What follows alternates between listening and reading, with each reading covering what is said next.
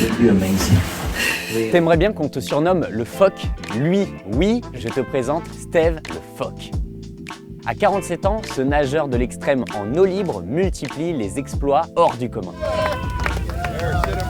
Originaire de Vimereux, Steve Stevenard a déjà réalisé 26 traversées extraordinaires en 7 ans. Je te raconte son histoire.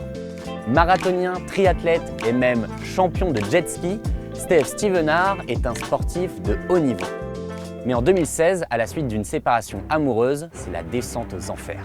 Il perd son travail, sa maison et finit par vivre dans un hangar pendant 1 an. Dépressif, il se souvient que petit, avec son grand-père, il était fasciné par les athlètes qui traversaient la Manche à la nage. Ce sera son premier défi, il s'entraîne avec les plus grands spécialistes pendant 1 an, passe de 63 à 110 kg et en 2018, il rejoint la France depuis Douvres à la nage en 20 heures et 55 minutes. En 2020, il réitère la traversée en aller-retour sans s'arrêter et devient le premier Français à réaliser cet exploit. Là j'ai 34 heures, je suis déglingué. Un truc incroyable. Depuis, il enchaîne les traversées de plus en plus incroyables.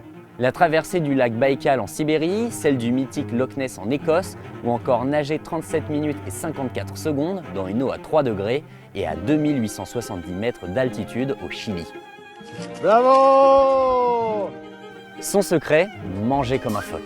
Dernier petit macro avant l'entraînement de nuit. Avant chaque grande traversée, il se nourrit uniquement de poissons gras, jusqu'à 1 kg par jour. Et chez lui, pas de chauffage, douche à l'extérieur et fenêtre ouverte la nuit. C'est pas possible, il fait au moins 8000.